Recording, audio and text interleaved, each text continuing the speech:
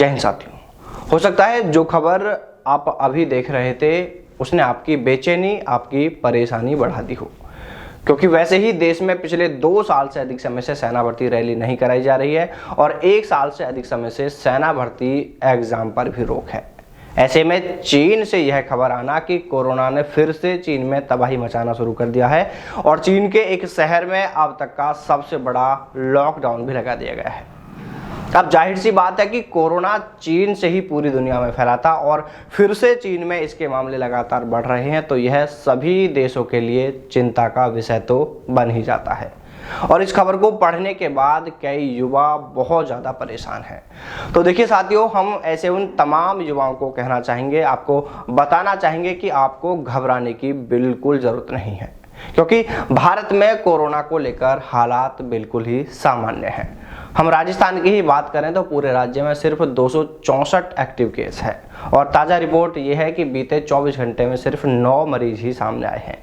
वहीं दूसरी ओर कोरोना को लेकर ही राहत की खबर ये भी है कि जो मोबाइल पर अभी कोरोना को लेकर एक कॉलर टून सुनाई देती है, कोई भी कॉल करते हैं तो कॉलर टून पर जो कोरोना अवेयरनेस को लेकर एक कॉलर टून लगाई हुई है उसे भी बंद करने की तैयारी चल रही है। इसके लिए दूरसंचार विभाग ने स्वास्थ्य मंत्रालय को पत्र लिखा है, क्योंकि अब कोरोना के हालात देश में सामान्य हो चले हैं, इसलिए कोरोना कॉलर टून को बंद किया जा रहा है। लेकिन दूसरी ओर पता नहीं सरकार कौन सा चश्मा लगाकर इस कोरोना को देख रही है। और मजे की बात तो यह है कि इस चश्मे की खासियत है कि देश में कोई भी काम किया जा रहा हो, चाहे चुनावों में लाखों की भीड़ जुटे, चाहे दूसरे सामाजिक व धार्मिक कार्यक्रम हो, फिर चाहे अन्य विभागों की भर्ती व परीक्षाओं में लाखों की संख्या में अभ्यर्थी क्यों न शामिल हुए हो, उस वक्त इस चश्मे में कोरोना का खतरा नहीं दिखता है।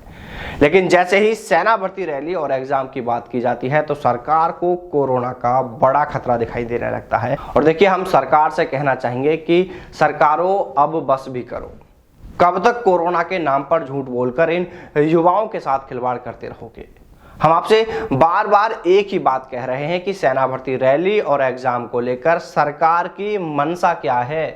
भर्ती करानी है, नहीं करानी है, एग्जाम कब तक कराना है, यानी जो भी सरकार की मंशा है, कम से कम इन युवाओं को समय रहते इस बारे में सही जानकारी तो दी ही जाए।